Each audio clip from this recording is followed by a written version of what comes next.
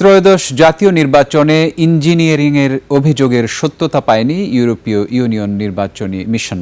এই নির্বাচনকে বিশ্বাসযোগ্য বলে আখ্যায়িত করেছেন মিশন প্রধান ইভার্স ইজাবস।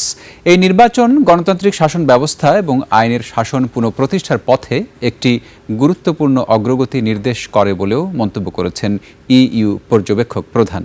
বিস্তারিত জানাচ্ছেন আকবর হোসেন সুমন।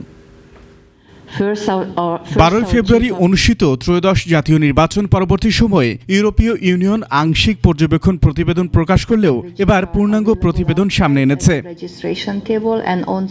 গণতান্ত্রিক প্রক্রিয়াকে ক্ষতিগ্রস্ত করে না এমন কিছু বিচ্ছিন্ন বিভ্রান্তিকর ঘটনা ছাড়া 2008 সালের পর এই প্রথম প্রতিদ্বন্দ্বিতাপূর্ণ নির্বাচন অনুষ্ঠিত হয়েছে বলে জানান ইইউ মিশন প্রধান।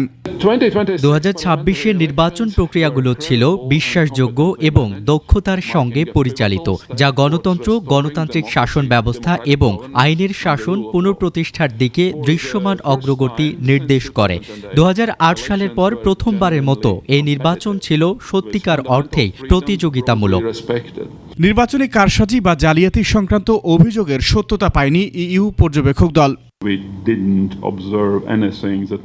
আমরা এমন কোনো কিছু লক্ষ্য করিনি যা কোনো ধরনের নির্বাচনী কারসাজির সঙ্গে সাদৃশ্যপূর্ণ এবং যা ফলাফলকে অকার্যকর করে দিতে পারে। এ ধরনের কিছুই ছিল না। আমার মনে হয় নির্বাচন কমিশন পুরো প্রক্রিয়াটিকে স্বচ্ছ করার জন্য সত্যিই অনেক কাজ করেছে।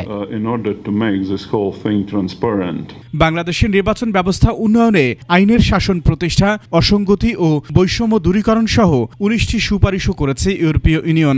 We are offering these recommendations with a strong hope that they will contribute to the ongoing reform process.